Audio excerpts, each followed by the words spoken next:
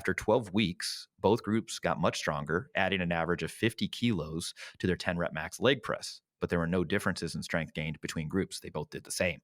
They also both gained a lot of muscle mass, but again, there was no difference between groups. So, not really highlighting this sort of idea where you have to be fresh for every session or you have to be well rested for every session. Again, we're looking at getting the most amount of work done in an appropriately programmed exercise intervention over a relatively long period of time. It's probably not just a week, probably not just 2 weeks, probably not just 1 month, but we're thinking about maybe the most amount of work you can get done in a 2 month period, in a 3 month period, something like that.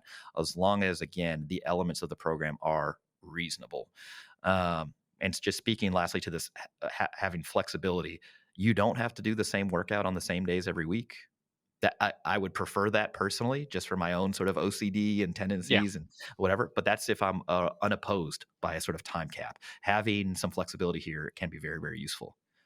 Yeah, I've had situations where obviously my schedule was way less predictable, and I thought about this at the outset when you recommended that folks like establish the amount of time that they have available to train per week. And I'm like, well, I can think of periods of time where I was like, if you asked me that, I'd say, I don't know. Sometimes people try to die at the end of my shift, and I have to stay a little longer than I thought, and other days I get out a little earlier than I thought, and it all kind of comes out in the wash in the end.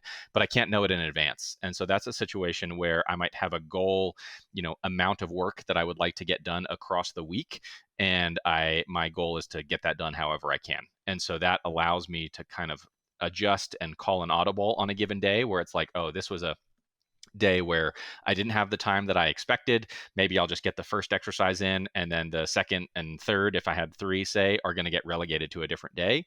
And then if I have a day where things are a little bit longer, I'm like, oh, let me take advantage of this a little bit more and see if I can squeeze in a little bit more of the programmed work. So in the same way that you set like a time cap, and it's like people should adapt to fit what the goal work is in that time cap, this is like extending it and saying like, well, your time cap is a week to get this done.